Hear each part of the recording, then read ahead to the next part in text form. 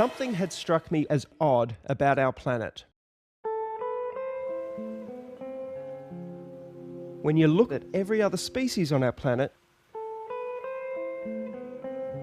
they all control their weight automatically.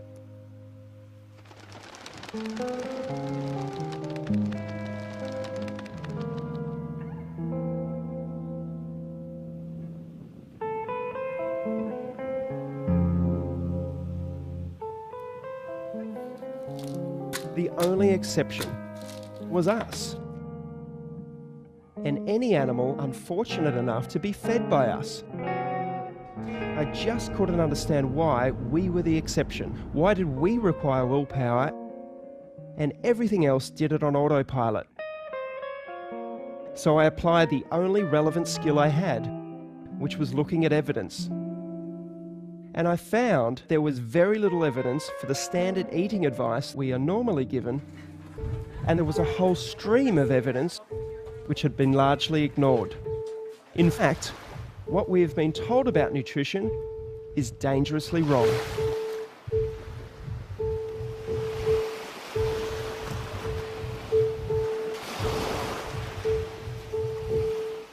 Nome da Lakram Rakkal.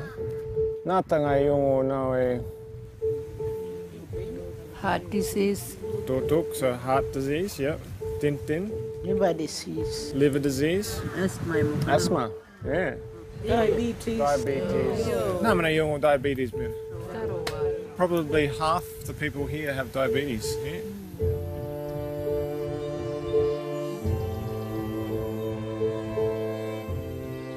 Diabetes, heart disease, high blood pressure, kidney disease, all what we call chronic diseases. When did those diseases start? 70s. 80s. So before that, people were dying from nakun Hepatitis. hepatitis, pneumonia, TB. Well, they're all the Mukurumala. These are the ones that came with the Europeans. Bacteria, infectious disease. If we go back further, Balanai, Natil Ngai, Balandabunna. Ya kangatil ya kabiyan ay kadalak. Kangatil ya kangatil. Bunda minananwalkan. Paladingga nga lang kanil. Accidents malakan. Look through yung white turkan baru lupan lana. What's the main? Old age. Old age na. Wawa. Old na.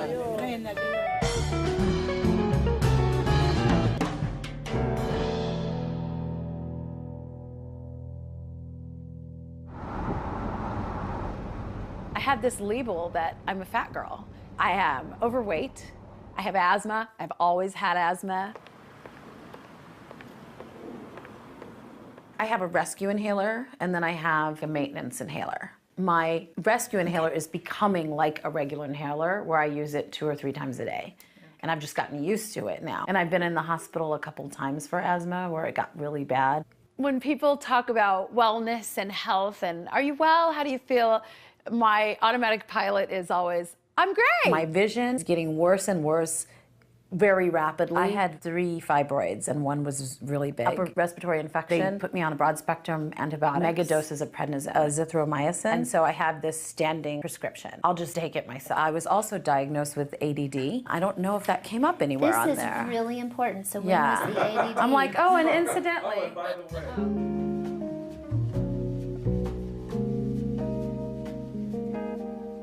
I remember when I was little, my mom taught me to write a letter. Dear Kathy, how are you? I am fine. Like those were the 3 things I learned first. How are you? I am fine. And I'm still doing that, but I'm not fine.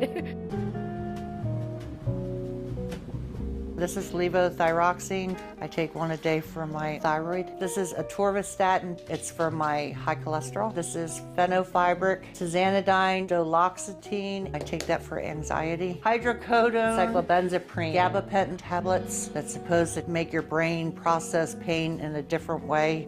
This is also for my thyroid. This is for my neck pain. These are muscle relaxers. And that's my medication, which I think is more than enough. My mom struggled with weight her whole life. She created me to be an emotional eater. Somebody was picking on me at school. Come on, let's go get an ice cream. Something happened good in school. Oh, let's go out and celebrate. We'll go to Mickey D's, you know. And I ended up doing the same thing with my kids and my grandkids.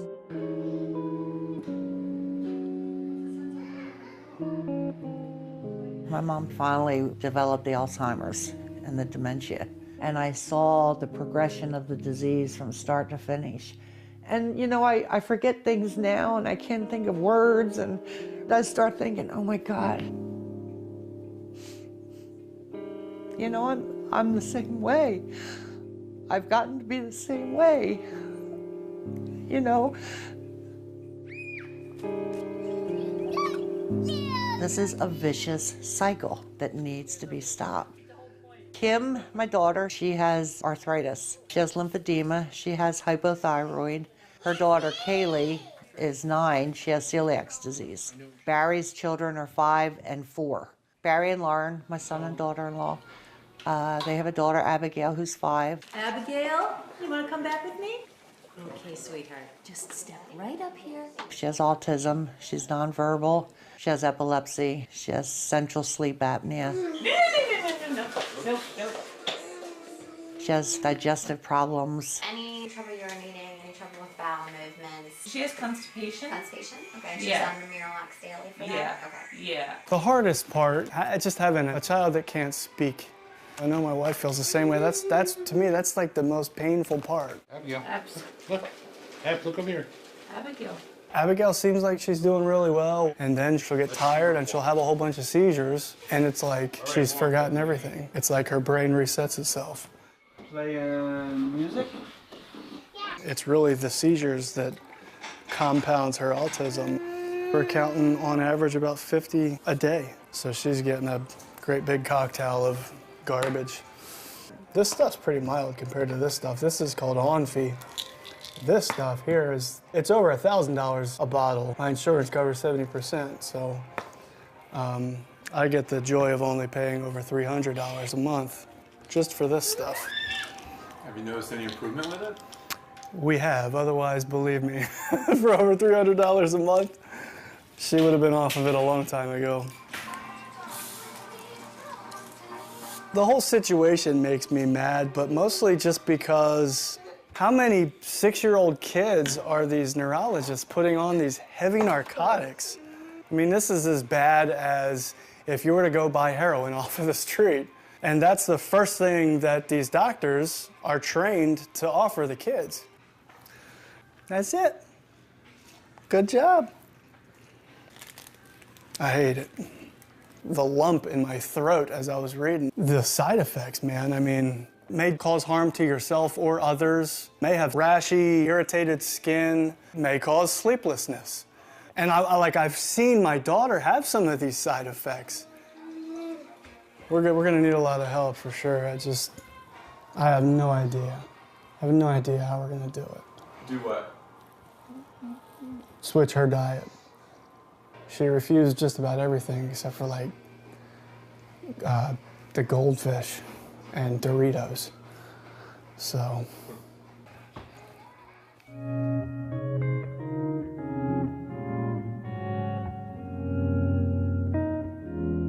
I just don't know. I don't know what it's gonna be like. I may get overwhelmed with it. But I'm truly at a point in my life where I'm afraid. I'm afraid that my chips have run out. You breathe it in, and then you hold it, and then you breathe out. That's how that works. I'm scared. I'm genuinely scared.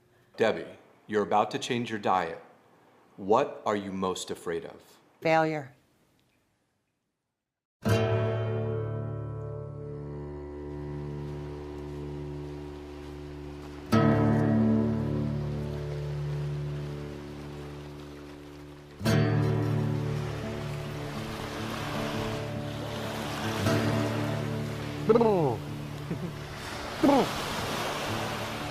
Wishing for luck.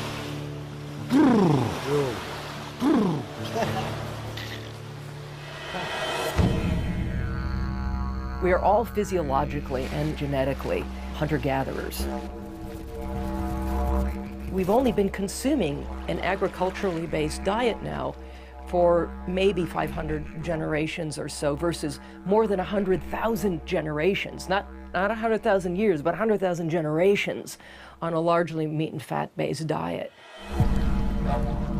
We have the brains that we do because of the enormous amount of fat that we consume as a species throughout our evolutionary history. Suddenly now we're eating a carbohydrate-based diet. And in the last 13 or so generations, since this thing called the Industrial Revolution, this has just gone down a slippery slope. You are the oldest culture on Earth, is the Yolngu culture. 40,000 years. So anybody that has a go at us, don't talk to us unless you've got 40,000 years of research. Yeah? The American scientific expedition that came to Arnhem Land in 1948 showed that Yolngu people were extremely robust. No chronic disease, great teeth, well-built, muscular. I remember Yolngu in the 70s, ripple muscles, they were like supermen. I came back in '83 to see a population that was decimated. This chronic disease tsunami that is now wiping across the Yolngu population. Funerals are just this constant part of life here. Well, you finish one and then the next one arrives and then the next one arrives and you can kind of get a funeral fatigue. 6.3 markup. And all of life is needing to be reorganised around that. There are definitely still people alive today who, as they were growing up, were living a traditional lifestyle. We're running out of those people.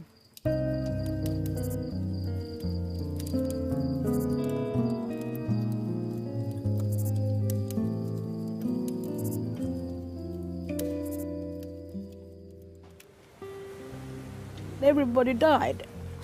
My friends have all gone.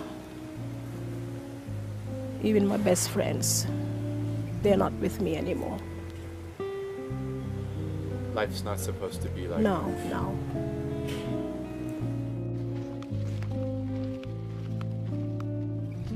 Your Angel, can you tell me in your own words why are you here at this retreat? Why I can't talk when I'm walking. Okay, fair enough. Maybe down at the beach when I'm sitting alone. I think my body maybe weren't built to do some walks or I don't know. I remember when I was a little girl, I used to come with my grandfather. We'd be walking along this beach. And every night he'd share stories. He would tell me, this is the way to go. This is what you eat. Don't eat this. This is nice, but this is bad. Don't touch this. Don't eat this. It's not even food, it's nangining. Nangining meaning non-edible. Even those red and black beads, they're pretty to make a good necklace, but it's not good to eat. It's nangining. So much has been done to Yolngu people to send the message that they are inferior and that whatever is going on in the dominant culture is more powerful and superior, and that definitely applies to people's perception of food. This one's got caffeine. Coca-Cola is something that's frequently drunk for breakfast. It's something frequently given to really small children for breakfast. A lot of people look in on that and they think, wow, that family mustn't care about that child. But that's coming from information that these families just don't have. The total carbs in one serving, 28.6 grams, and a serve is 40 grams. They believe they're being loving and caring to their child by giving them good food bought from the dominant culture store. No sugar in this one. But tanga no chemical mala. The Australian government's pumping millions of dollars in to try to fix Aboriginal health. And here's these two individuals that have managed to do what they're trying to do on a large scale. What they're managing to do is to say the way that you had it before white person came was actually the right way. We have ancient wisdom and we have modern wisdom. And I think the two need to work harmoniously together, in balance.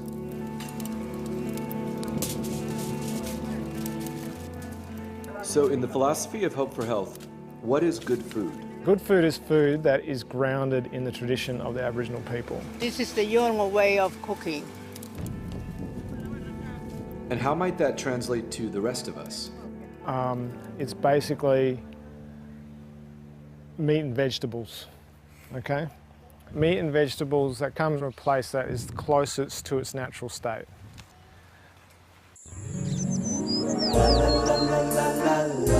Years ago, there was a commercial for a particular margarine. That's not margarine, that's my sweet creamy butter. This woman, who actually turned out to be Mother Nature, tasted it, and she said, it's not nice to fool Mother Nature, and made lightning happen and thunder. The fact is that processed food is not natural. That's trying to fool Mother Nature.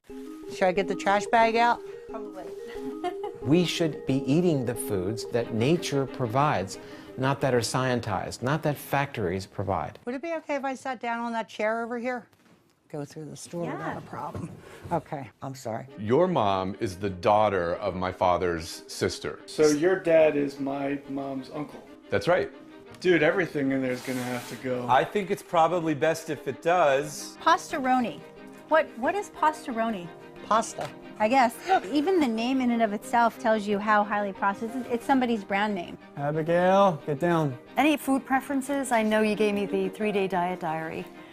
Those are her food preferences. SpaghettiOs, chicken nuggets, goldfish. Goldfish is a normal. Doritos. What about drinks? Apple juice. Apple juice. We've hijacked our taste buds with food-like substances that are not whole food, that are not real food. Here's a good one. Imitation vanilla flavor. Propylene glycol, sodium benzoate, phosphoric acid. Doesn't that sound lovely? I don't even know what it is. Right. The whole low-fat thing is completely wrong. So we're gonna add more fat to the diet. I mean, good natural fats. That's avocados, olive oil, meat fats from pastured animals like beef tallow, duck fat, lard. Having the federal government get behind the low-fat diet changed vastly the food system. You know, companies flooded in with all their low-fat products, responding to this huge demand. One of the most insidious things that market does for us, light. Light. Misspelled light is even worse than spelled correctly light. Every single day now we have newfangled foods and food-like substances being introduced. And then on top of it, we're genetically modifying and adding chemicals and things that we have no way of adapting to. There's added sugar in everything. Ketchup, sugar, juice for the grandkids, sugar, sugar, sugar, corn syrup. The applesauce is corn syrup? High fructose corn syrup is the second ingredient. I would have never guessed. Fructose. There's not going to be anything in here. We have found a winner. You know what? Scratch that. There's sugar again. That's something. Yeah. Wow. Obviously, we will never again eat cereal in our life. Perfect. Get rid of it. Bread and other grain-related products are really worrisome, A, because of their gluten issue, but most importantly, because of their carbohydrate content. I don't even know if we need to say anything about this. Yeah. Just, okay. I call wheat the perfect obesogen. Food perfectly crafted to make you fat. Wheat is in all frozen dinners, all breakfast cereals, taco seasoning mixes, instant soup mixes, canned soup, salad dressings. In other words, of the 60,000 products in the average supermarket today, 59,000 have wheat. There is nothing you can get at a grain that you can't get anywhere else. Not even close, in fact. Meat, seafood, vegetables, fruit, nuts and seeds, and eggs have so much more to give. Maple and brown sugar, heart healthy. You know that can't be right, right? Wheat was added 10,000 years ago, which sounds like a long time because it predates the Egyptian Empire, the Greek Empire, the Roman Empire. But 10,000 years represents less than 0.5% of human race's time on Earth. We went from a diet that was 90%, meat and fat to suddenly relying on grains and legumes for the very first time in our evolutionary history. These all gotta go. When a label goes out of its way to tell you how healthy it is, like 100% whole grain, reduced fat. By taking fat out, you guarantee that people have to shift over to high carbohydrate foods. That's just what happens. Fat is a critically important part of our diet, but we've got to be super selective because some fats are very threatening to our health. The reason olive oil is so good is because you can get the oil out of the olive really easily. It's like cold-pressed extra virgin olive oil. But you take something like this, This poison. In order to make packaged food, you need a fat that's solid and stable. So everything on a supermarket shelf, cookies, crackers, chips, need a hard fat, a solid fat. That's what gives it shelf life. If you get rid of butter, suet, tallow, lard, traditional fats, as our guidelines told us to do, what's left? Hardened vegetable oils, which is basically trans fats. We don't want to use any of the vegetable oils like corn oil or safflower oil, soybean oil. Vegetable oils are toxic. They're industrial oils. They are foods that we could not have manufactured until the industrial era. There are seeds that have oil in them, but that don't release their oil readily, so you have to use high heat and solvents to do so. That totally wrecks the molecules, destroys many of the antioxidants. It's a mangled, disgusting, smelly mess. Every cell in your body is wrapped in a membrane that's made out of about half fat and half protein. If the fatty acids comprising your cell membrane are unnatural, that cell membrane cannot function in the way that it's supposed to function. And that's the beginning of disease. It starts at the cellular level. Vegetable oils are acting like little miniature Trojan horses. Your body doesn't recognize them as not natural. It will make cell membranes. It'll make brain cells. But it's as if you were trying to build a house and your contractor said, well, we don't have any bricks, but we do have these little styrofoam balls. Let's go for it. Did the food grow on the planet? Did it swim in the water? Did it run on land? That's food. The one question I wish every single doctor on this planet would ask every single one of their patients is, what are you eating?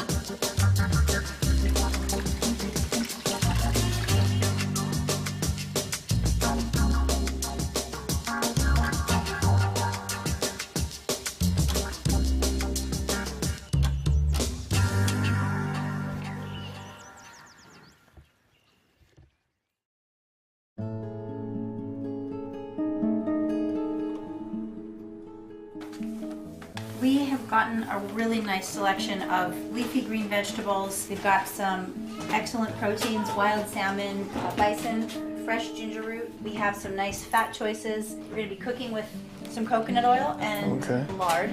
What we're doing is focusing on things that are natural. In the Western world, we're not suffering diseases of underconsumption. In fact, it's the opposite. We're suffering diseases of overconsumption. And once we get rid of refined oils, processed foods, refined grains, what we're left with is vegetables, fruit, nuts and seeds, meat, seafood, and good healthy fats. And that is what we should be focusing on. Okay, here's the turmeric. Yep. So we're going to use some coconut oil to the pan. Yeah, Barry, you know the pan spray I had? I had to throw it out. Well, there's no question that the brain can burn glucose. What powers the brain far more efficiently in terms of its energy-producing components, called the mitochondria, is fat. So we're going to get lard all over our hands? Yes. Okay. Our brains thrive in a fat-burning environment. Now, technically, we call this a state of ketosis. And to get into a state of ketosis, one assumes what is called a ketogenic diet, which basically means a diet that's lower in carbs and higher in fat. Oh, that smelled amazing with that garlic. Barry, have you ever cooked anything like this in your life? No. Being in a mild state of ketosis is really the place to be.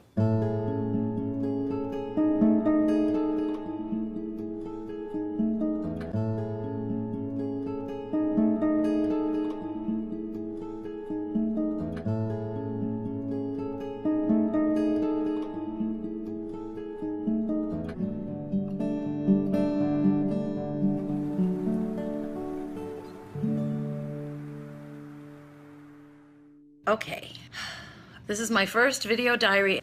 I started this new way of eating today. I figured since we're talking about all natural, I'm going to torment people by having on no makeup. Okay, I know this is not supposed to be a big old cooking show, but here we have some lamb with the bone in, and I am sauteing them in some coconut oil, and the green you see is kale that I just removed. And I made some riced cauliflower so that I can feel like I'm having carbs. Bone broth in all of these, by the way. Normally, I would just go out and eat 3 times a day. I'm so used to grabbing and going, but I am really gonna do this. I am gonna do this. I have to do this.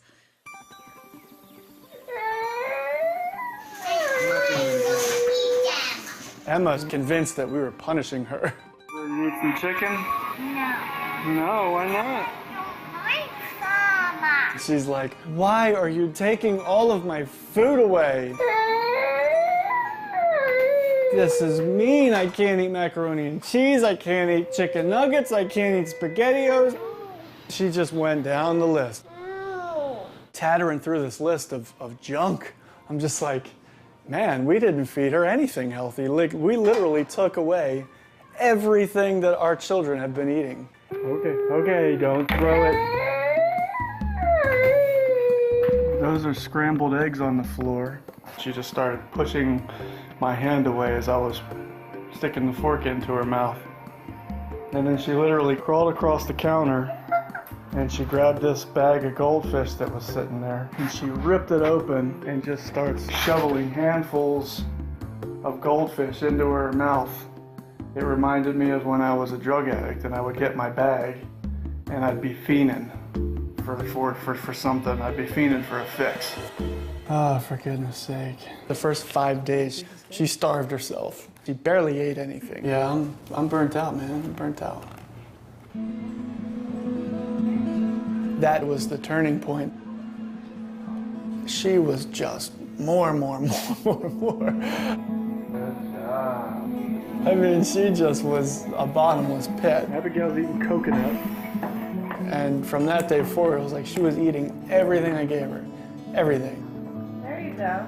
Barry texted me the day that she was eating with a fork. There you go. Good job. He texted me that she had never done that before, that she was eating a piece of steak with a fork. And what is she eating? Steak and kale. And I mean, I was literally jumping up and down, and I think he was too. I was so happy. She just took the fork and stuck the steak and popped it in her mouth like she's been doing it her whole life. It was crazy. So anyways, we're doing great. I'm looking forward to seeing where she's at in another 2 weeks. There you go.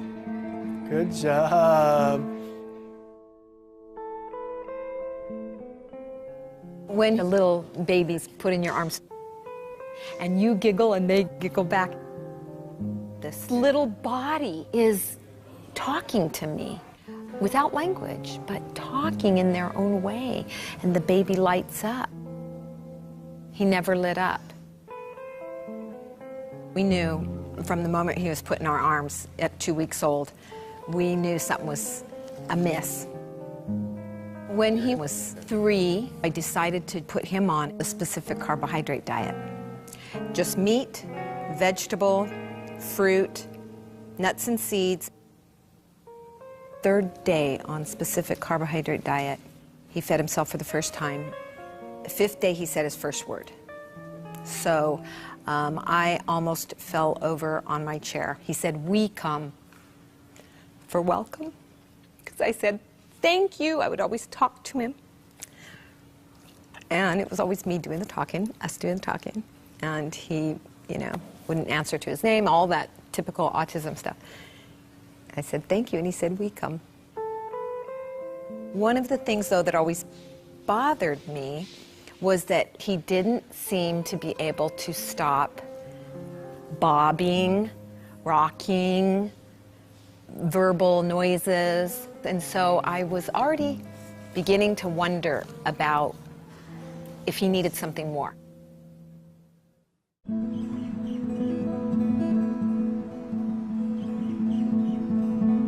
We're at the Shriners Hospitals for Children in Honolulu.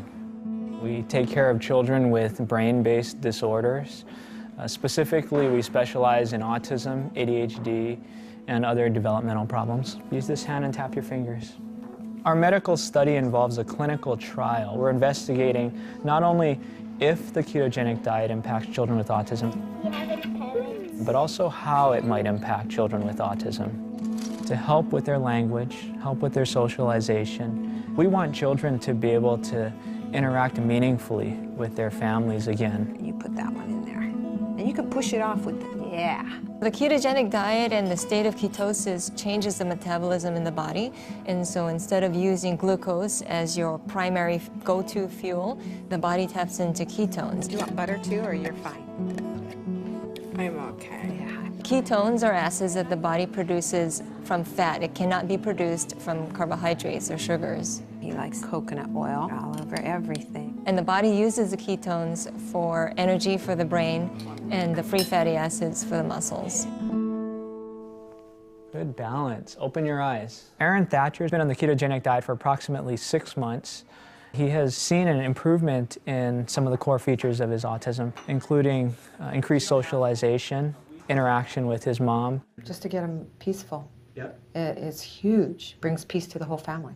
And I would say, you know, our loving interactions are more. Increase independence and self-care skills, decrease in his stereotypic repetitive movements and behaviors. Aaron, we're going to put these puzzle together, okay? Start with these, and I have some here, and let me know when you need more. As evidenced by his scores on the ADOS, he initially, pre-diet, had an ADOS score of 16, which is in the high range for autism. And on his 3-month follow-up, had a score of 8. What do you like doing that makes you feel happy and cheerful? Coming here. Coming here? You like coming here? Okay, what are some other things that make you feel happy? Taking a bus. Taking a bus, that sounds fun. Okay, how about things that you're afraid of? Are there things that... Turtles. Turtles like in the story that we read? The ocean. Oh, the honu in the ocean. That makes you feel afraid? I was watching Aaron take the ADOS, and there are questions on the test, like, what do you find scary? And he said, turtles. Great, A+, right? So I said, can you say that in a complete sentence? Given the opportunity, he probably could. He did. We did give him the opportunity. Can you tell me in a full sentence? I'm afraid of turtles. Awesome. Tell me in a full sentence what makes you feel happy. I feel happy. I took the bus. Awesome. That's more therapeutic than the question that we asked him. Do you ever feel sad? Can you describe what it's like when you feel sad? Sometimes I feel lonely. What makes you feel lonely? When I be by myself. Oh, can you say that in a full sentence? I feel upset because I'm a lonely person by myself. There are some common metabolic processes in the body that exist within every cell in our body. If you take in a medicine, you're targeting a specific mechanism within the body. Whereas if you approach it more broadly, such as through food, we might be able to influence a variety of organ systems, including the brain, the pancreas, the liver, muscle cells, blood vessels, etc., through one intervention.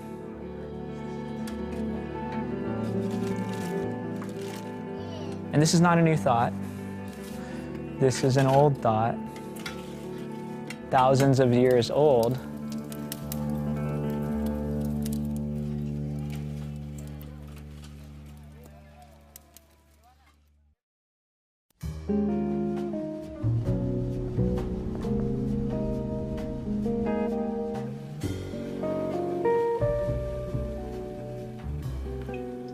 I think that eating alone only bolsters the little hamsters in your head that are telling you what you should and shouldn't do.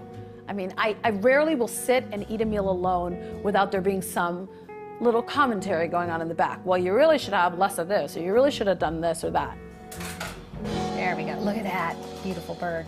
Oh, that looks so good. But when you eat with other people, you end up talking and bonding and sharing. I like that. I just like that better. So you'll see there's meat and there's fat in here. You don't have to eat it, but it's really good.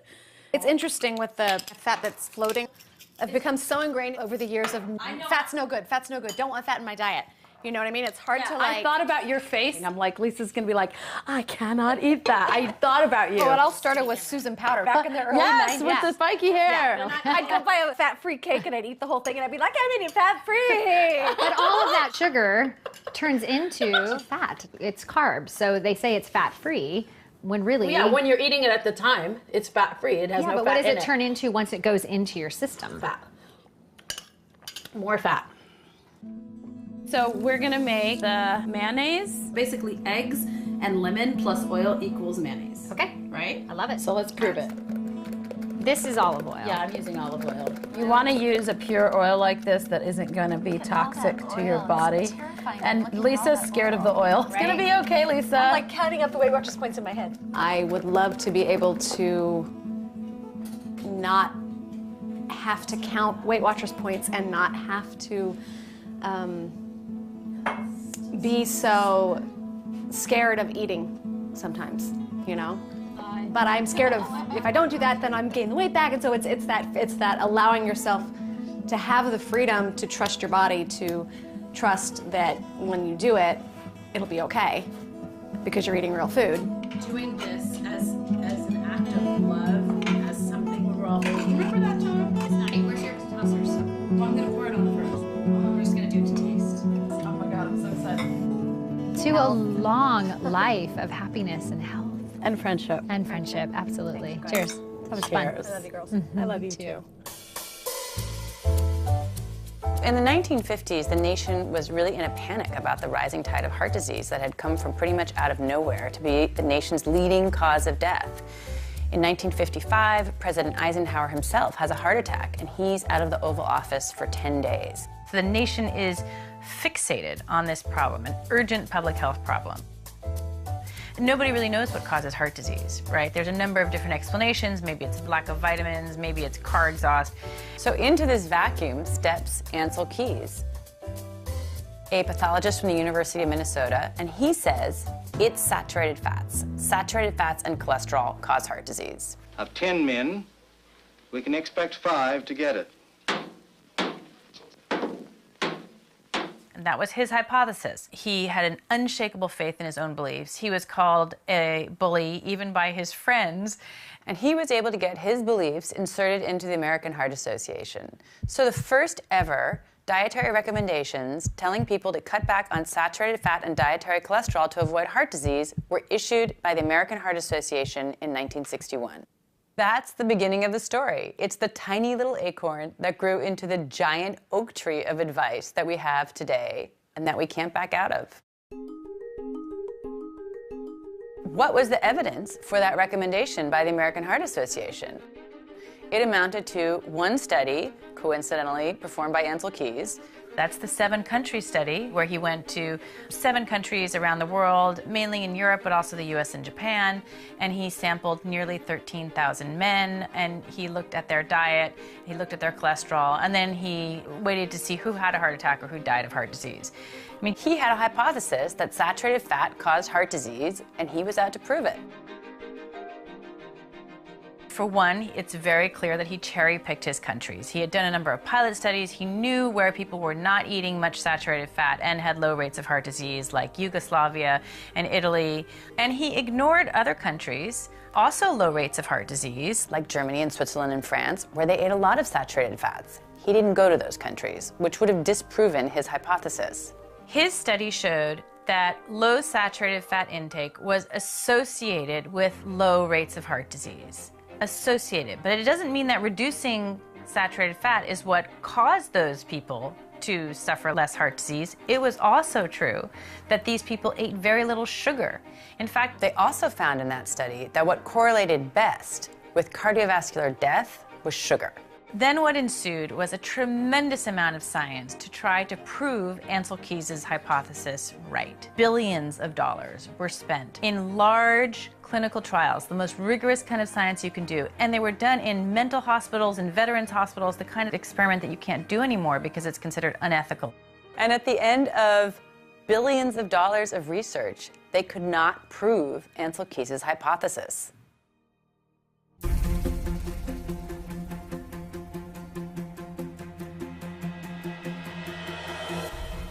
We have lived a lie for 50 years. Professor Timothy Noakes is one of the very few scientists in the world who have an A1 rating. Sports scientist Timothy Noakes begins his defense against unprofessional conduct. The charges against Noakes were laid by the Association of Dietetics in South Africa after he advised the mother on Twitter to wean her child onto a low-carb, high-fat diet. The health dietitian tweeted, "Don't listen to him, it's a terrible thing to say, I'm going to report you." This will seriously harm our profession. The dietitian went on and lodged a complaint with the Health Professions Council of South Africa. That's the regulatory body for unprofessional conduct. That is the most serious charge you can level against a medical doctor. It's time for us to take charge of our nation's health. This is the modern-day trial of Galileo. Good morning. It's the 16th of February 2016. We continue with the professional conduct hearing against Dr. T. Noakes. And Professor, you are still under oath. Thank you, Madam Chair. Yes. This is a unique event in the history of modern medicine, that a scientist has been charged with giving unconventional advice and can get up there and say, actually, it is not unconventional. It has been in the literature. The Association for Dietetics in South Africa is very, very much a gatekeeper of nutrition advice and the official dietary guidelines of South Africa. It's time to look at the results and the outcomes and say maybe we got it wrong. And Professor Noakes is building a really powerful case for what really lies behind the epidemic of non-communicable diseases around the world. That's obesity, diabetes, heart disease, cancer, even dementia that is now being called type 3 diabetes because of its links with diet. I'm talking about insulin resistance, which is so prevalent in this country. What actually lies at the heart of his case is the science, the wealth of evidence that supports low-carb, high-fat eating, and equally that high-carb, low-fat isn't so good for you after all. One of the definitive studies of the low-fat diet was done in the United States by the National Institute of Health to prove that the low-fat diet reduced the risk of cardiovascular disease, and they invested $700 million into it. There were 48,000 postmenopausal women who were going to be studied for 8 years. They were divided into two groups. 40% were assigned to the low-fat eating pattern, and 60% could just eat what they liked. The low-fat group were told to reduce their energy from fat to 20% and from saturated fat to 7%, and increase their fruit and vegetable intake to at least 5 servings per day and grains to at least 6 servings per day. So that would be the dietary guidelines for Americans. And what did they find? After 8 years, this amazing study, the low-fat diet did not significantly reduce the risk of coronary heart disease, stroke, or cardiovascular disease, and achieved only modest effects on cardiovascular risk factors. So after all that effort, that was the outcome. In the 35 years we've been following the guidelines, animal fats are down by 17%, red meat down by 17%, eggs are down by 17%, whole milk down by 73%. So everything we've been told to cut down on, we have cut down. And everything we were told to increase, we increased. Grains are up by 41%. Vegetable oils up by 91%. Fruit up by 13%, vegetables up by 23%. So on the whole, Americans have been following the guidelines. It leads you inevitably to the conclusion there must be something wrong with the guidelines themselves. There were parts of the study which were a bit worrying. And this was women who were sick at the start of the trial with diabetes. This healthy diet should make them even healthier. But it didn't. Women with diabetes did worse. And what I found interesting is they've never reported the 8-year data on the women with diabetes in that study. And you have to ask, why? When these study results are coming out, they're deeply inconvenient. This hypothesis has been adopted not only by the American Heart Association, but also by the National Institutes of Health, the entire federal government, medical societies, and a number of industries, the vegetable oil industry, ADM, Monsanto, Bunge, some of the biggest companies in the world, and the grain industry and the soybean industry. So these results had to be ignored somehow or suppressed. I've been left with a very disturbing feeling that this hearing was set up from the very beginning. We'll adjourn tomorrow, 10 o'clock sharp. There is much more at stake than a simple tweet. There are powerful vested interests. People stand to lose a lot, whether it's status, money, in accepting Professor Noakes' viewpoint.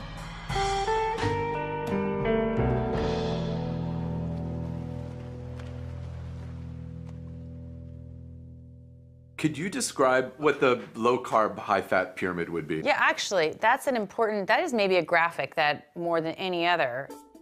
What you have to do is take the existing food pyramid and turn it upside down so that everything that used to be in the base of the food pyramid, grains, carbohydrates, really has to be up in the tip.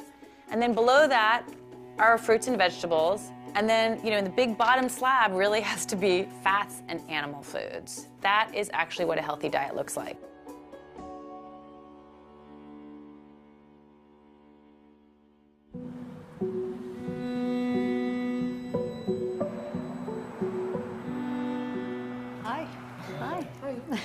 I was so excited to come here today to see if there's any changes with Abigail. The first time I met her, she was walking on top of the windowsills. She's a climber. Abigail, get down.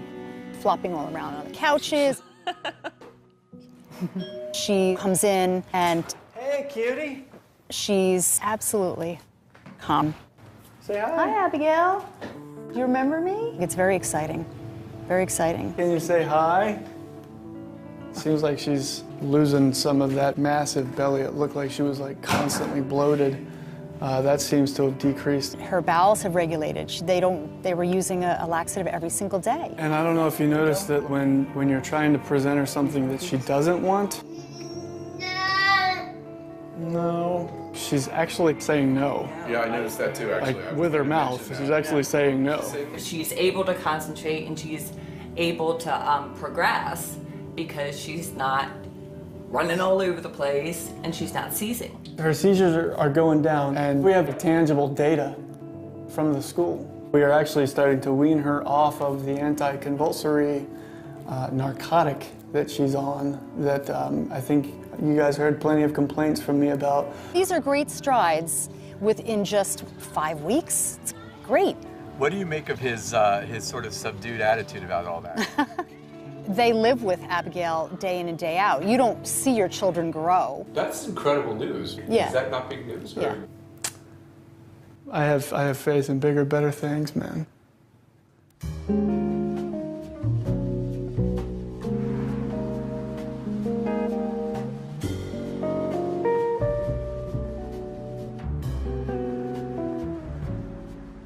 All right, let me just get my recipe for this one.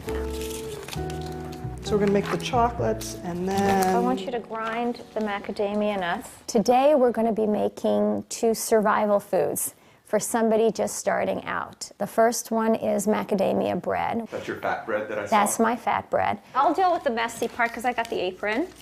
And I'd like to make a sugarless chocolate. It's something you can have in your refrigerator when you just, I need something sweet. We both needed our little something. Yeah, I use stevia. I don't use sugar because it elevates my blood sugar. Taste it, see what you think. I think it's perfect. I think it's perfect too. I think it's perfect. Everybody needs to learn a new word. It's called hyperinsulinemia. We're going to grind the macadamia nuts into a butter. We are constantly triggering our insulin. Some people develop type 2 diabetes, some people develop cardiovascular disease, some people develop Alzheimer's. I developed cancer. In 2012, I went for a breast MRI. And something lit up like a Christmas light. I had invasive with HER2 amplification, which is very aggressive and metastatic type of breast cancer. I'm going to add the coconut butter. Cancer cells have an Achilles heel. You inhale oxygen, your bloodstream carries oxygen throughout your body, so that's an energy source for healthy cells. And that energy is used by the mitochondria, which is in the cytoplasm of the cell. But cancer cells can't do that. Don't do this if you have granite. They can't get energy from oxygen. Cancer cells need to ferment. They need sugar and refined carbohydrate to proliferate. Do you ever see Star Trek, The Trouble with Tribbles? Okay? Do you remember at the end they say, I figured it out. If you don't want them to reproduce, stop feeding them. And that's what cancer is. So I started a ketogenic diet. A ketogenic diet is a high-fat, very low-carb. It's like Atkins on steroids. This particular diet for cancer means 80% healthy fats, 10, 12, maybe 14% protein, and no more than 12 grams carbohydrates. Oh yeah, look at how nicely it rose. All I was looking for was to prevent it from metastasizing. And surprise of surprise, it started shrinking. My tumor started shrinking. You can see it came out gorgeous. And my last MRI, the radiologist said, had I not known you were diagnosed and treated, I would look at this from another patient and say, nothing to see here. So you never actually went through chemotherapy? I didn't do surgery, I didn't do chemotherapy, and I didn't do radiation, no. The headscarf is a religious. Right, it's not yes, a chemotherapy. absolutely. No, I have my hair. I don't know how to ask that. I have my hair. I eat well, I have a wonderful family, I have a wonderful healthy life. This can be in a donut pan so you can make lox, cream cheese, and bagels.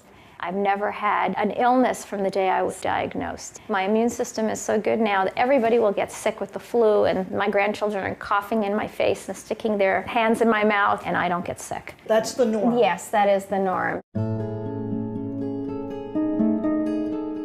I walk into the doctor's office and they say, oh, our miracle patient has arrived. And that was very disturbing to me because I didn't think, you know, God runs the world, of course, but I didn't think there was anything miraculous about what was happening. I thought it was hard science. What did I do that was different from what anybody else can do? And the answer to that was the research. A scientific study changes the picture.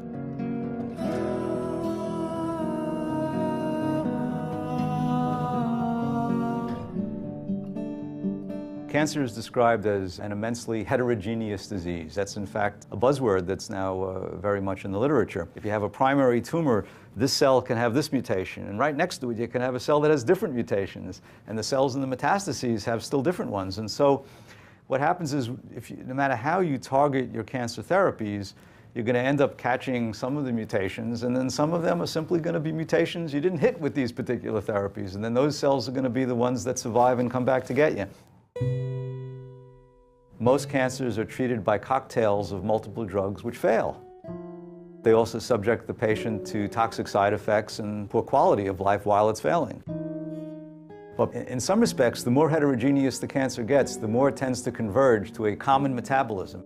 That cancer cells depend on glucose as a source of fuel. That then could lend itself to a metabolic approach which targets just that. I don't know that that's going to be the case in most cancers, but it still doesn't stop me from being optimistic about the idea of using diet as an adjunct to chemotherapies and other forms of therapies to improve the overall efficacy of treatment. So I can make anybody fat. Insulin causes weight gain. So for example, if I prescribe insulin to people, people gain weight. I could make you obese. I just have to give you enough insulin. If you think about what the major causes of disease are in the 19th century and early 20th century, what was killing people was infections, right? So people are dying of tuberculosis, people dying of pneumonia.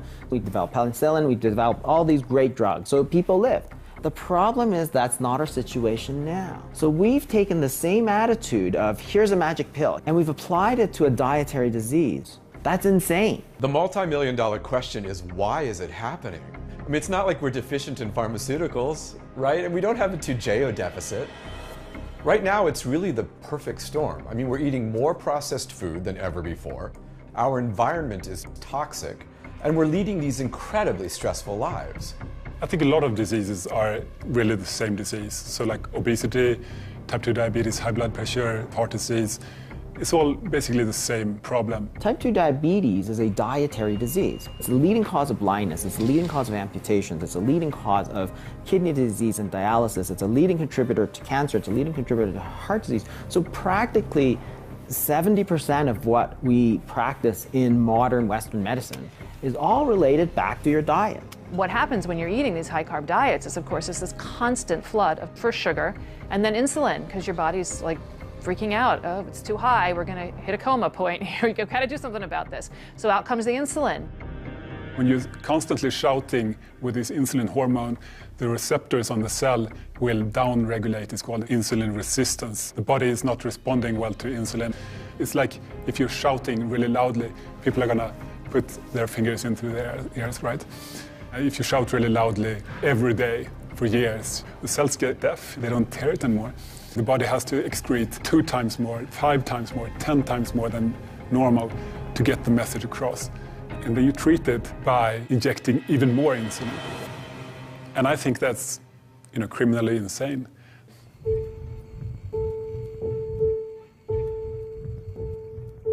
When you start on the Lantus, which is the long-acting insulin, you start at a certain number and then you gradually increase it by like 3 to 5 units a night based on what your sugars are. So I think I started out at 20. This is 4 years ago. And I was up to 55 in no time. When you look at diabetes, type 2, it affects every single system in your body. So it's not just the insulin and the sugars. You end up getting, I have peripheral neuropathy where I've lost feeling in my feet. I have gastroparesis. I have early kidney disease. I have, what else? I have coronary artery disease. The arteries in my whole body are pretty much affected. This carotid artery is 99% occluded, meaning that I could have a stroke at any time. We had talked on Friday. Yes. And so you decreased your insulin even more. Did you have any issues this weekend? Where were your sugar levels? No, they were all good. Last night's was 91. Since the 2 months that I've been doing this food program, 2? Yeah. It may just be 6 weeks that she has been here. Yeah. I've lost 17 pounds. And within a month, we were able to decrease her insulin by half, even more. I don't have any more sliding scale, regular short acting. I have, the long term is down from 50 units to 20 units a night, which in the long run is going to save me a whole bunch of change. If things keep going the way they are, the possibility is that she could cure her diabetes with food. Can you imagine? I was hopeless. I was just getting fatter and fatter and sicker, and I really was at the end of my story. If I could inspire one person to stop and take a look at what's happening with their life, if it's in regards to your weight, depression, diabetes, understand that there's hope.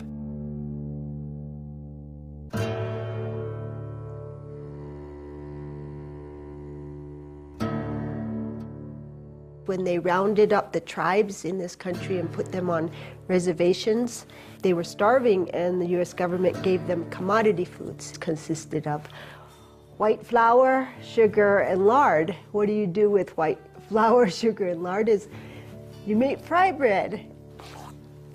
It's our concentration camp food.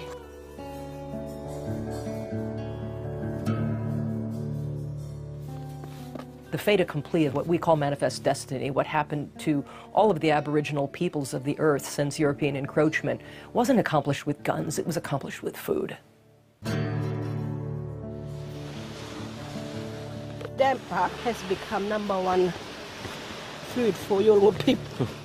Settlers, missionaries, they gave us damper, and our grandfathers, grandmothers, and all our families, they liked it. That is looking yummy. These modern displacing foods were being brought in as rations by the missionaries. They're very addictive things like tobacco and sugar and flour. You must have a damper with a spherical rice jam. it's required. Must be. Must be. Always.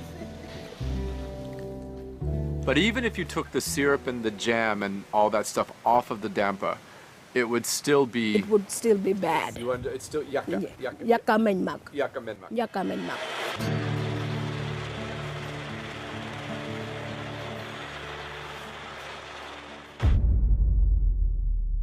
Maize has become our staple food. It's called pap in South Africa. It's mostly prevalent in impoverished rural communities. In South Africa, that's mostly our black population. So when we talk about maize being the staple food in Southern Africa, we have to understand how it got there.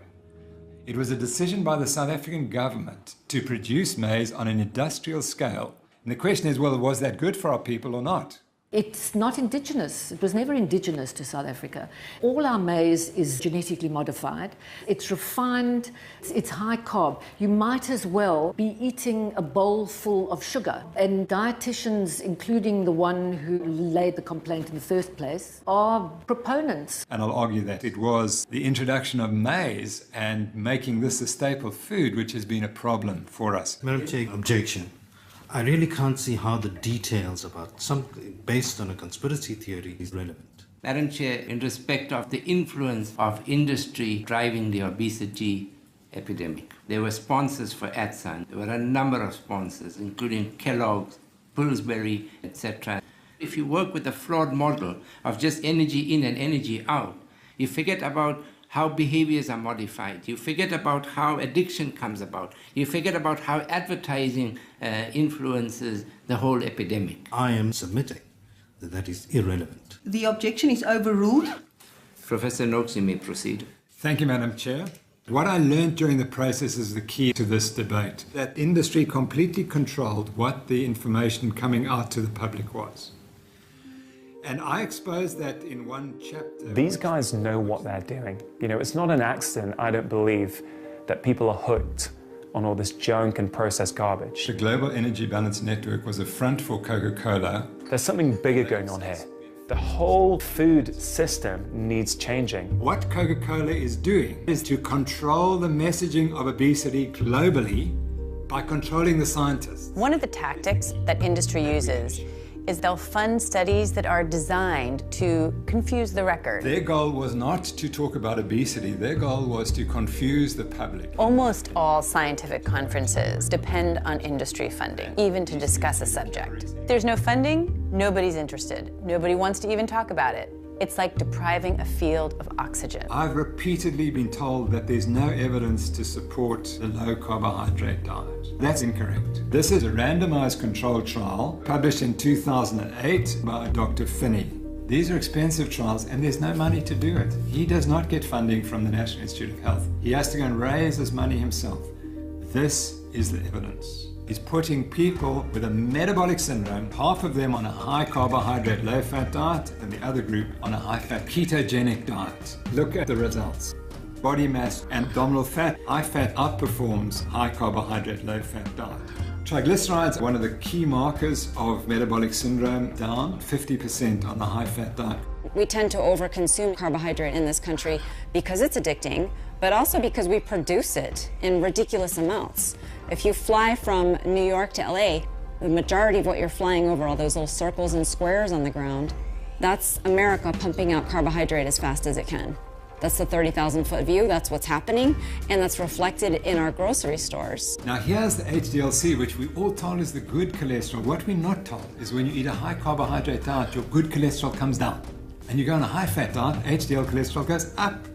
There isn't a single multinational corporation on planet Earth that wouldn't stand to profit from every man, woman, and child consuming a carbohydrate-based diet. That very particles that are damaging our arteries are increased on a high carbohydrate diet and reduced on a high fat diet. It's incredibly cheap to produce, it's highly profitable, and it keeps you perpetually hungry. What could be more perfect? Now, this is even more remarkable.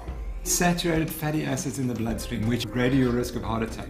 Now you eat more saturated fat, and the saturated fatty acids in the bloodstream go down. Pharmaceutical companies are profiting from this. Weight loss industry is profiting from this. Undertakers are making out like bandits. About the only people that aren't profiting from all of this are the rest of us.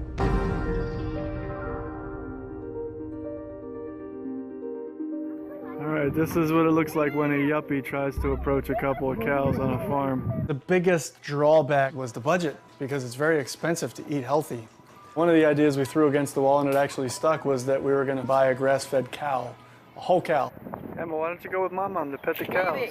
We saved over $400. For tens of millions of years, long before we ever came along, grasslands and ruminants co-evolved. Cattle are basically designed to eat one thing and one thing only: fresh green grass. Check it out. Yeah, buddy, grass-fed meat. I've got hamburger, I've got T-bone steaks, porterhouse steaks, I've got liver. I didn't like it as a kid, but I thought, came with the cow, so I'm gonna see what we can do with it. The butcher, he's like, oh, you got bones for your dog, huh? We're like, no, they're for us. Like, we used to have 40 more species of large herbivores roaming across North America before the end of the last ice age, and we had 60 million bison thundering across the Great Plains.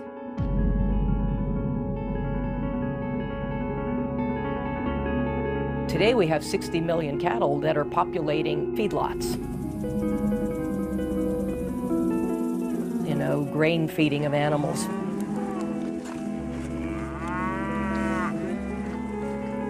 And what do grains do to cattle? They fatten them up.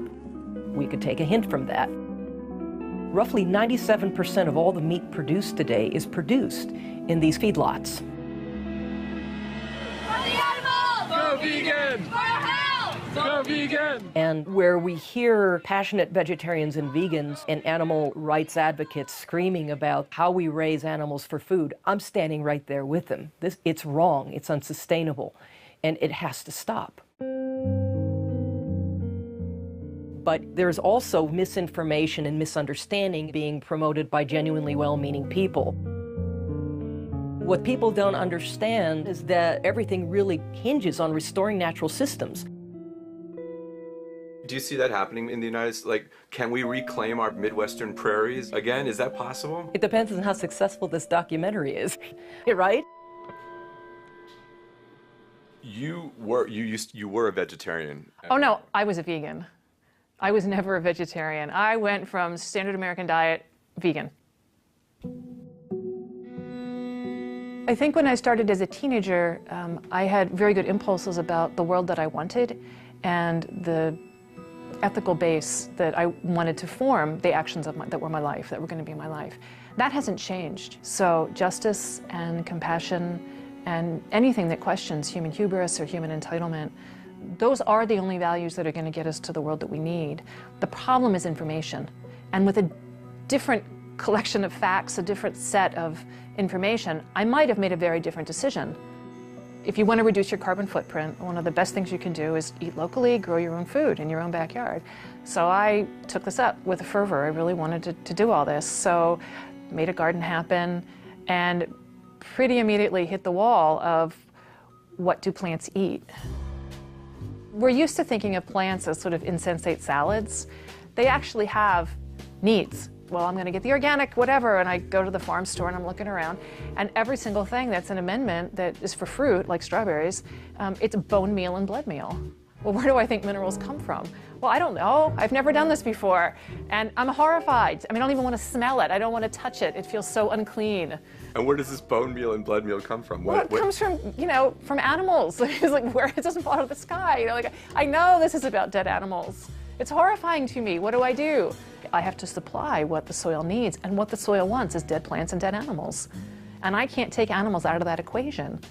I mean, it's absolute hubris to think we can. That's what soil is. That's how it evolved. That's a thriving living community. There are insects, and they want to eat strawberries too. So either I'm going to kill them or I'm going to get some creatures that will do it for me. And I went ahead and got chickens and ducks. Again, this was this just tremendous moment of ethical and moral meltdown. So now I'm enslaving these chickens and ducks to do this terrible thing for me, which is kill. You've never seen anything like a duck eat a slug. You want to see happiness? This is what I live for, was what my duck said. And boy, was she a happy little creature, the chickens as well. So they ate all the bugs for me, and I never saw another slug. Animals tell us what they want. If you just let them do what their nature is to do, then it's not even that they're happy, it's that they are who they should be. The most destructive thing we've done is this activity called agriculture. We don't really have a clue what goes into making that corn or making that soy.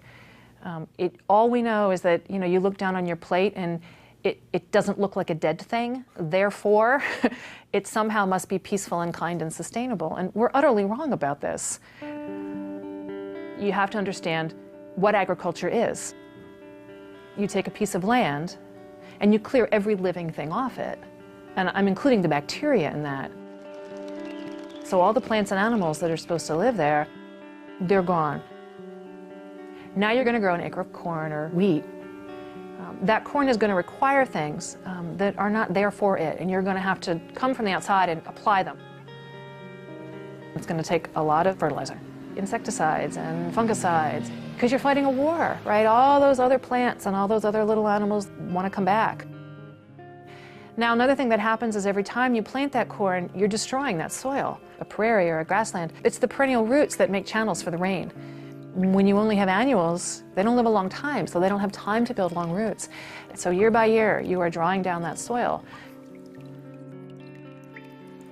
And then, of course, all that soil washes off. You know, if you're on any kind of a slope, it all is just going to go into the local river and kill it with all that dirt. So now there's no fish either.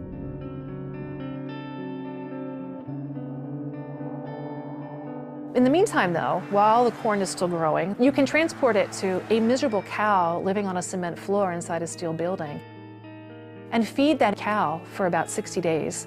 Past that point, she will die from the corn because it's not her natural diet. But until that point, she will get really fat really fast, and then slaughter her, feed her to humans. So you're going to make people sick eating this meat as well. As far as I can tell, this is nothing but death and destruction from the very beginning to the very end of this. Now I'm going to walk you through another scenario, which is you take the same acre of land, but you don't hurt it in any way. You let it have its own wisdom, its own impulse toward life, its own wild way. And what you have is a whole bunch of perennial plants growing there. You have a whole bunch of really sturdy grasses. You've got big birds and you've got ground-dwelling birds, and then you've got small mammals and larger mammals. You might even have, every once in a while, a really big mammal come across there. You know, you might have a wolf or a bear or somebody. And in the meantime, you've got a ruminant.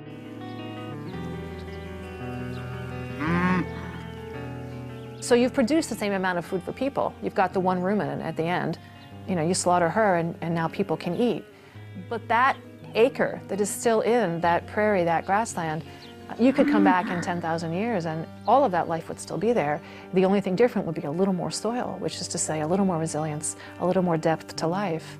And that is how we lived for 2.5 million years as humans on this planet, participating in that cycle.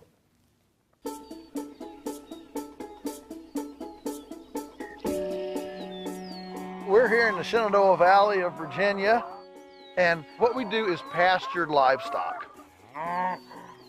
In nature, herbivores live in large groups and they migrate.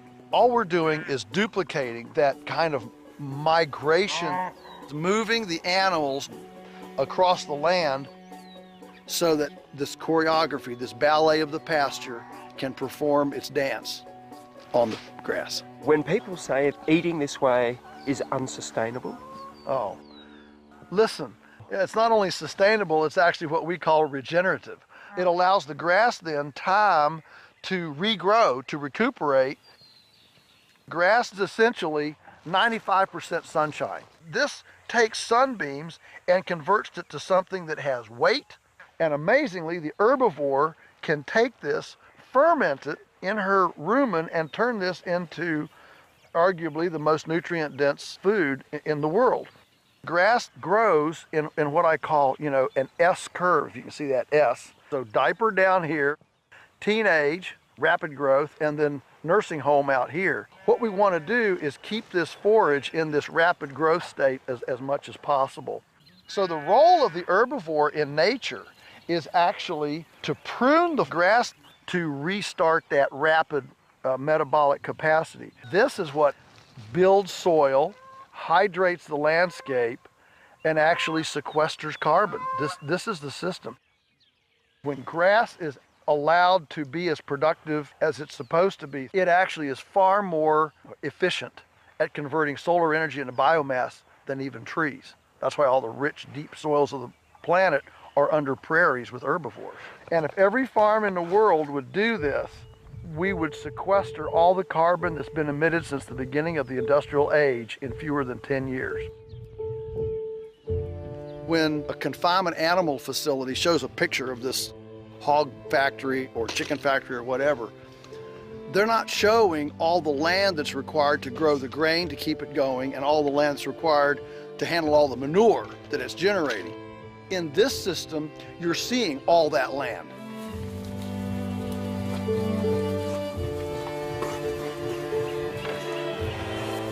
I think a lot of industrial agriculture thinking is that the earth is a reluctant lover. Whereas actually, we view the earth as an abundant, loving partner who responds to caress, who responds to care, and if we will come humbly to the land, why, it's ready to give us way more than we could have wrestled from it. This is the mystical, awesome cycle of life, and to be able to be this close to it has a humility to it, a perspective that is actually quite profound and actually quite historically normal.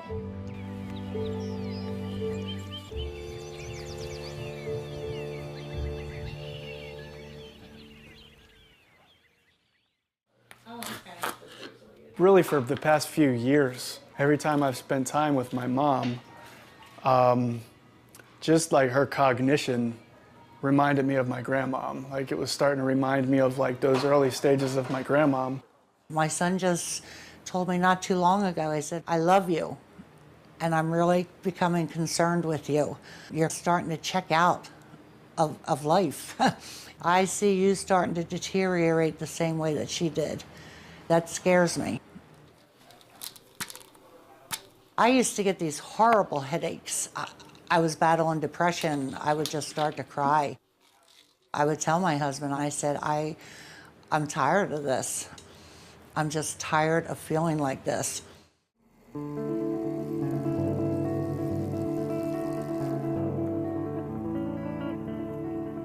Since we started eating clean like this, I have not had, and I kid you not, I have not had one of those headaches, not one.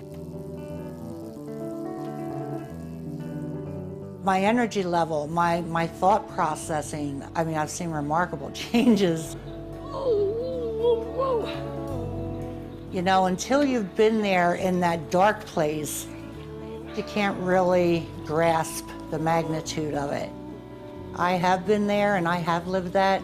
It's like a vicious cycle, you know? And this is just so much better. Does it taste like a strawberry? Was it good? Yeah? To sit down and have a conversation with my mom, and she's clear-headed, like for the first time in years. You gotta squirt water down into the hole. I feel like I've got my mom back. I can't wait to see in 6 months from now, what other changes could there possibly be? The good news is something I never thought I would hear myself say, that I am completely off all insulin. Oh, Patty, Yeah. congratulations. Thank you. That's Take a high five. incredible. Yeah. When your blood sugars have been completely fine? It's been 10 days. Are you kidding? But who's counting? How much weight have you lost in entire? 45 pounds so far. It's so exciting. 45. I think that's 3 dress size. I'm halfway. I would like to lose 90, so. I find that so fascinating. The first lines of defense are always like, take this pill, take that pill, that medication. And like, oh, you're at the end of your rope. And so maybe you should try changing what you eat. I think I always knew that, but I don't think I knew how. And as much medical knowledge as I have, even nursing, I don't think they teach you enough about nutrition. I mean, that kind of makes me a little bit embarrassed to say, but it's been a whole big lot of reflection. A whole new world opened up. I think that's what was amazing to me. I mean, I just... Yeah. Anyway, I can't happy. hear that, so thank you for that. Thank you. There's something implicit in all of this that no one seems to be saying. The human body is a vastly complex system, but how we fuel it is really simple. If we fuel our bodies correctly, then the complexity should just take care of itself. So, metabolically speaking, there are really only 2 fuels we can use. They are sugars and carbohydrates, which is glucose, and fat, which is ketone bodies. If we go with the notion that fat is the fuel that nature has intended, then suddenly all the dominoes just fall into place.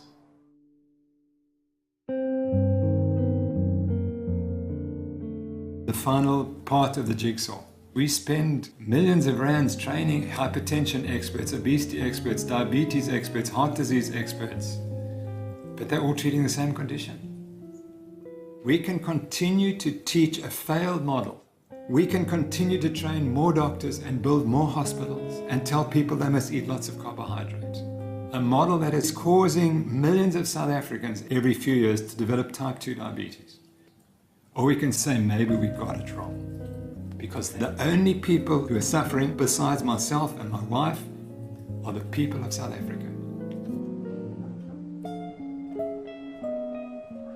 Professor Noakes, on a charge of unprofessional conduct, the majority of this committee find you not guilty.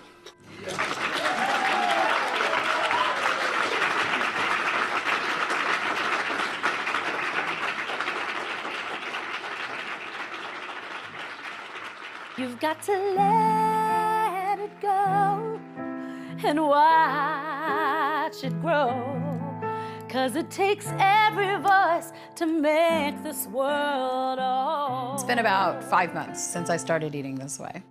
My clothes fit better, my skin is clearer, my voice is clearer, my mind is clearer. This is all about the freedom you want. I was having ongoing respiratory infections most of my life. I haven't had a single thing. No antibiotics whatsoever. No antibiotics. I haven't needed it. I haven't used my inhaler for about 3 months for any reason whatsoever. But I did not expect my lungs to clear out.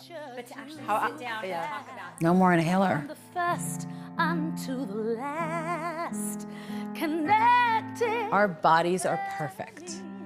directed, we fly. If you don't actually take a moment to just revere the way nature works, just truly look at it, at how perfect it is, you're in for trouble.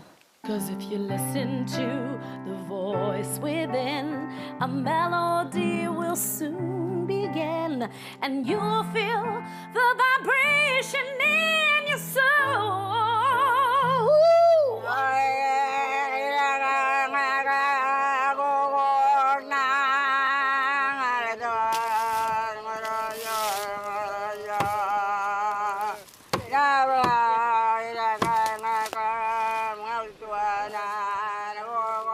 This is my blanket, my sheets that I born with. My mom used to always make me warm with this, like this.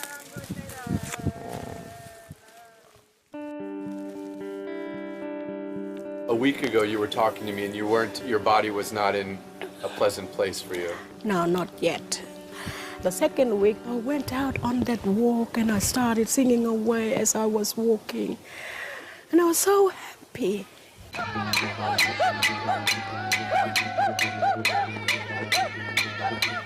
My body was rejoicing. Rejoicing? Brilliant. And I felt, this is the first time that I have ever felt flexibility, the refreshment inside. From this time on, I am going to look after my body. How's the asthma? No, I haven't been worrying about it anymore. I think it's gone. You look at the problem of Indigenous health and it just seems like this massive epidemic that's just so huge and impossible, and how can you find a pathway through it, and so many resources have been poured into it, and I think so many Australians are frustrated about how many resources have been poured into it and we're not seeing any results, and it feels like this hopeless solution. And then it's crazy when you can get people in a situation where you can change what they're eating just for a few days, and you can already see these incredible improvements in their well-being, in their blood pressures, in their blood sugar levels, and you think, how can it be this simple? It can't be this simple. It can't be this simple, but it's happening.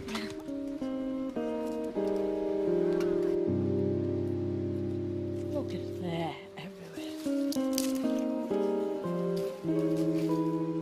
Learning all of this, so nice. Human anatomy, all these blood cells, all these cells that make up our body, so perfectly woven together. So beautiful.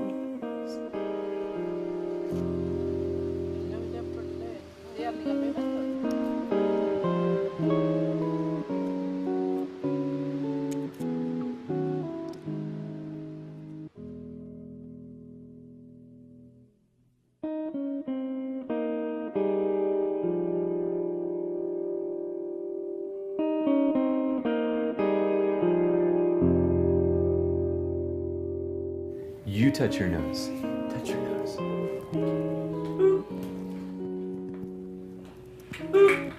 One more time. She's pulling her hand. Boop. That's it. That's your nose. One more time. Ready? Boop. Abigail, where's my nose? There. Nose. It's almost like her brain has had this certain way of functioning. Like biologically, it's functioned as a brain of a person with autism until we started to give her the nutrients that her body and her brain needs to start functioning normally. Can I have the block? Can you give it to me? Good job, man. Oh my gosh, I never saw her do that. Give the block to Daddy. Daddy. Come on, you silly. Yes! Now, give the blocks to Mommy. To Mommy. Mommy. Give the blocks to Mommy. Good job. Yes! There you go. Thank you. But at this point, she's like 6 years behind, so she's starting at the level of a 2-year-old, or whatever developmental level that Abigail's at.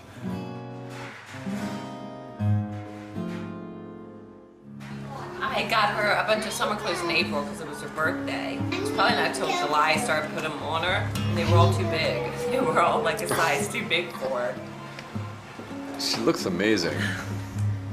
It's such an easy recipe. I've got it memorized. It's 4 eggs, half a cup of almond butter, and a cup of squash. So no grains? No grains. And I always melt some ghee over top of the pancakes so she gets some fat.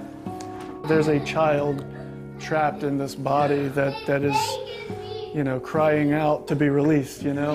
Hey! Hey! And it's like she's waking up. Yeah.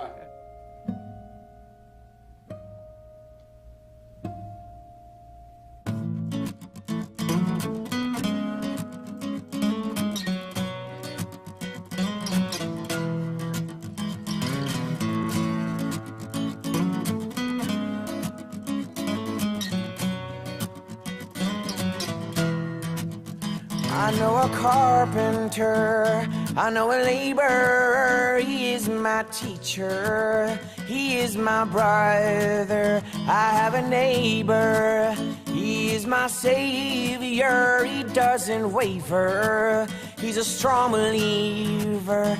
I know a farmer, I know his vision, I know his struggle, I know his hope. They are all archetypes, people that I might like to be just like in a completely different way. And we all we're coming out of our caves, coming out of our caves. Yes, we all catch a swell, catch a way to another.